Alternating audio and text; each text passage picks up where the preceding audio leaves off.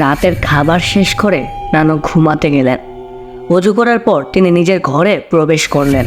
বিছানায় শুয়ে শুয়ে ধীরে ধীরে তিনি দোয়া কালাম পড়তে লাগলেন। নানুর চোখ ধীরে ধীরে ঘুমের অতল গহ্বরে তলিয়ে যেতে লাগলো। চারিদিক নিস্তব্ধ, শুধু শোনা যাচ্ছে ঘড়ির কাঁটার শব্দ। এমন সময় কেউ একজন নানুর পায়ে হাত দিল। তৎক্ষণাৎ নানি চোখ খুলে দেখল কোনো এক বৃদ্ধ ছায়ামূর্তি নানুর পায়ে কামড় বসাতে যাচ্ছে। তার মাথার চুল ছিল সাদা, পরনে কালো জামা, নখগুলো লম্বা লম্বা। ভয় পেয়ে নানু সরে গেল। নিমিষের মাঝে সেই বৃদ্ধ মহিলাটি অদৃশ্য হয়ে গেল। দূর থেকে নানুর কানে ভেসে আসছে ভীষণ চাপা গলার এক অতি প্রাকৃতিক হাসি। আমাদের আজকের এপিসোডটা একটা ইমেল এপিসোড। আবরার নামে একজন পাঠিয়েছে ইমেলটি। আবরারকে ভয়েস অফ সজীবের পক্ষ হতে অসংখ্য ধন্যবাদ। তাহলে চলুন গল্পটি শোনা যাক। চ্যানেলে নতুন হলে সাবস্ক্রাইব করতে ভুলবেন না। আমার নাম আবরার। পেশাগত দিক থেকে আমি একটি মসজিদের ইমাম। আমার জীবনে ঘটে যাওয়া সবচেয়ে অদ্ভুত লোমহর্ষক ঘটনাটি আজকে আপনাদের সাথে শেয়ার করতে চাই। লেখায় ভুল ত্রুটি হয়ে থাকলে ক্ষমা সুন্দর দৃষ্টিতে দেখবেন। ছোটবেলা থেকে আমার এক ভীষণ ভালো বন্ধু ছিল, তার নাম জিহাদ। এক সময় জিহাদ কখনোই নামাজ মিস করতো না। 5 ওয়াক্ত সালাতেই সর্বদা তাকে দেখতে পেতাম, কিন্তু সাম্প্রতিক জুমার নামাজ ছাড়া তার টিকিটুকু খুঁজে পাওয়া যায় না। জিহাদের একটি ছেলে ছিল, তার নাম সাইফ, কিন্তু জন্ম থেকেই সে চোখে দেখতে পায় না। একদিন মসজিদ থেকে এশারের নামাজ শেষে বাড়ির উদ্দেশ্যে বের হতে জিহাদকে দেখতে পাই। আমাকে দেখে লম্বা এক সালাম দিয়ে বলল, আবরার সাহেব, কালকে আমার ছেলের জন্মদিন। আমার স্ত্রী চায় আপনি আমাদের বাসায় এসে আমার ছেলের জন্য দোয়া করে যান। জিহাদের ছেলে সাইফের জন্মদিন উপলক্ষে তাদের বাড়িতে গেলাম। খাওয়া দাওয়া শেষ করে জিহাদ আমাকে নিয়ে বারান্দায় বসে ভয়ার্থকণ্ঠে বলল, হুজুর সাহেব, আপনি তো জানেন যে আমার ছেলে চোখে দেখতে পায় না।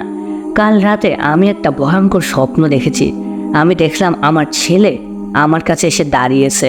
আমি তার দিকে তাকাতেই দেখলাম আমার ছেলে 2টি চোখ 2 হাতে নিয়ে আমাকে বলছে, বাবা, এবারে জন্মদিনে আমাকে 2 চোখ 2টি উপহার দিবে তো? আমি সব শুনে জিহাদকে সান্ত্বনা দিলাম এবং জিহাদের ঘর থেকে বেরিয়ে বাইরে আসলাম।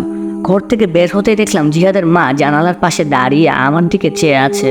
তার চোখে কোনো উদারতা ছিল না, না ছিল কোনো দুঃখ। তার চোখ দেখে এতটুকু বলতে পারবো তিনি আমার আগমনটাকে ভালোভাবে নেননি। পেছন থেকে কেউ একজন আসছে বুঝতে পেরেই পিছনে তাকিয়ে দেখি জিহাদের ফুফাতো বোন ঘর থেকে বেরিয়ে আসছে। আমি আর বেশিক্ষণ সময় নষ্ট না করে মসজিদে ফিরে এলাম। মসজিদে ফিরে এসে অজু করে ঘুমিয়ে পড়লাম। রাত তখন অনেক গভীর। হঠাৎ করে চোখ খুলে গেল। মসজিদের নিচতলা হতে অনেক মহিলা কি যেন বলছে, এরকমটাই মনে হলো। বিছানা থেকে উঠে সিঁড়ি বেয়ে ধীরে ধীরে নামতে থাকলাম। নিচতলায় দেখতে পেলাম প্রায় 10 থেকে 15 জন সাদা পোশাক পরিধানকারী মহিলা বসে বসে কি কতগুলো পড়ছে, এবং তাদের মাঝখানে সাদা কাপড় দিয়ে একজনকে ঢেকে রাখা হয়েছিল। হাওয়ার এক পলকে লোকটির মুখ থেকে সাদা কাপড় সরে গেল এবং আমি দেখলাম লোকটি হলো আমার বন্ধু জিহাদ। আমি দৃশ্যটি দেখি জিহাদ বলে নিচে নামলাম। এমন সময় সাদা কাপড় পরা মহিলাগুলি আমার দিকে তাকালো। আমি দেখলাম তারা কেউ মানুষ নয়, সাদা ফটফট একটি মহিলা চিন। আমার দিকে তারা এগিয়ে আসলো এবং ঝাঁপিয়ে পড়লো, গলা টিপে ধরলো। এমন সময় আমার কানে ভেসে এলো ফজরের আজান।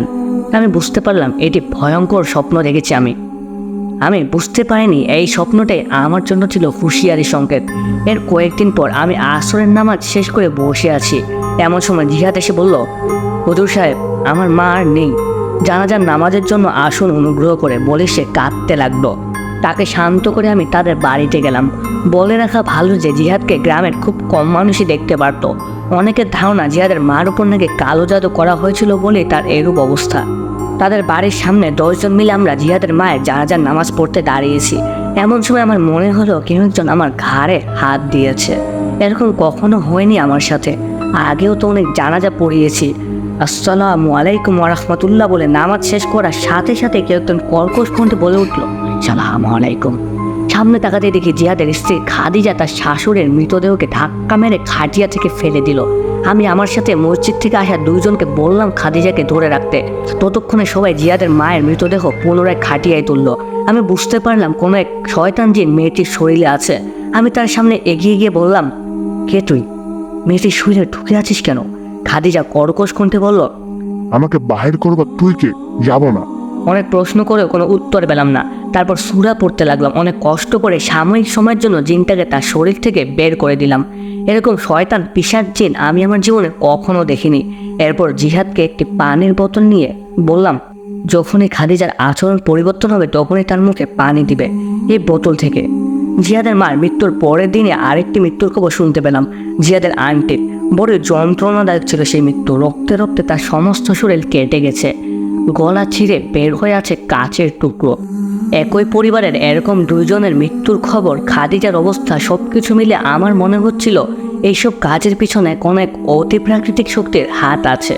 জিয়াদের সাথে কথা বলে জানতে পারলাম তার স্ত্রী খাদিজা নাকি কয়েকবার ফ্যানের সাথে ঝুলে নিজের জীবন শেষ করে ফেলার চেষ্টাও করেছিল। মায়ের মৃত্যুর পরের দিন তার ফুফাতো বোন সামিয়া একদিন আমার কাছে আসলো। আমাকে দেখে আবার পালিয়ে গেল। কিছু হয়তো বলতে চাচ্ছিল কিন্তু ভয় পেয়ে বলতে পারলো না। জিহাদ আসলো তার কিছুক্ষণ পর। তার সাথে আসলো তার ফুফাতো বোন সামিহা। কিছুক্ষণ চুপ করে থাকার পর জিহাদ বলতে শুরু করলো। বলছে জিহাদ, হুজুর, আপনি হয়তো জানেন যে সামিহা আমার ফুফাতো বোন, কিন্তু বিয়ের পূর্বে আমারও সামিহার মাঝে একটা সম্পর্ক ছিল। সে আমাকে ভালোবাসতো। নিজের অজানাতে আমিও তার কাছাকাছি যাই। এই সম্পর্কের ফলে সামিহার পেটে একটি বাচ্চা সন্তান হয়, কিন্তু বাচ্চাটি মৃত ভূমিষ্ঠ হয়। আমি নিজের ভুল বুঝতে পেরে সামিহাকে আমাদের সম্পর্কের ইতি টানতে বলি এবং আমার খাদিজার সাথে বিয়ে হয়। সামিহা তবুও প্রায় আমার বাড়িতে আসতো। আমি তাকে আমার পরিবার থেকে দূরে থাকতে বলি, কিন্তু সামিহা এক তান্ত্রিককে টাকা দিয়ে আমার স্ত্রীর উপর কালো জাদু করেছে। তান্ত্রিক বলেছিল 5 দিনের ভিতর আমার স্ত্রীর রক্তের সম্পর্কে সবাই মারা যাবে। জিয়াদ চুপ করে গেল এবং সামিহা কাঁদতে লাগলো। সামিহা বলল, হুজুর, ওই তান্ত্রিক বলেছিল খাদিজার রক্তের সম্পর্কে সবাই মারা যাবে, কিন্তু আমার মা ও আন্টি তো খাদিজার রক্তের কেউ নয়। আমার মার যদি মৃত্যু হয় তাহলে তো আমিও মরবো, জিহাদও মরবে এবং সাইফ জিহাদের ছেলেটিও তো মরবে। এই তান্ত্রিক আমাকে ঠকিয়েছে বলেই মেয়েটি তান্ত্রিকের কাছে ছুটে গেল। আমি জিহাদকে বললাম আজকে রাতে খাদিজাকে মসজিদে নিয়ে আসতে। সামিহা যদি খাদিজার উপরে কালো জাদু করে থাকে তাহলে তো সামিহার মা এবং আন্টির কিছু হওয়ার কথা নয়। এশারের নামাজের পর জিহাদ খাদিজাকে নিয়ে এলো। একটি চেয়ারে বসিয়ে তাকে বেঁধে রাখা হলো এবং সূরা নাস পাঠ করে তার উপর পানি ছিটিয়ে দিলাম। সে উঠে গেল। তার চোখ দুটি ছিল লাল টকটকে। কোটভাবে খাদিজা হাসছে। দোয়া পড়তে লাগলাম এবং খাদিজার ভেতরে থাকা জিনটিকে বললাম, কি চাস? কেন মেরেছিস জিহাদের মা ও আন্টিকে? এক পর্যায়ে জিনটি বলল, তাই করেছি। খাদিজা চেয়ারটি ভেঙে ভয়ঙ্কর শব্দ করতে শুরু করলো এবং সোজা গিয়ে জিহাদের গলা টিপে ধরলো। আমার হাতে থাকা একটি লাঠি দিয়ে তার মাথায় আঘাত করতে সে জ্ঞান হারিয়ে মাটিতে অজ্ঞান হয়ে পড়ে গেল। ঠিক তখনই কালো পোশাক পরিধানকারী ব্যক্তি মসজিদের ভিতর প্রবেশ করলো। সে জানালো তার নাম হারিস। তাকে দিয়ে কালো জাদু করেছে সামিহা। সে বলল সামিহা ও আর এই পৃথিবীতে বেঁচে নেই। তারপর বলল সামিহা আমাকে যে রক্ত এনে দিয়েছিল সে রক্তের সম্পর্কের প্রত্যেকজন মারা যাবে। আনসার নামের এক ভয়ঙ্কর প্রজাতির জিনকে দিয়ে এই কাজ করিয়েছি আমি। 5 দিনের মধ্যে সবাইকে মেরে ফেলবে ওরা। আজই তার শেষ দিন। সেই তান্ত্রিক কেন বলছে আমাকে এইসব কথা? সে এইখানেই বা কেন আসলো? এমন সময় জিহাদের জ্ঞান ফিরে গেল।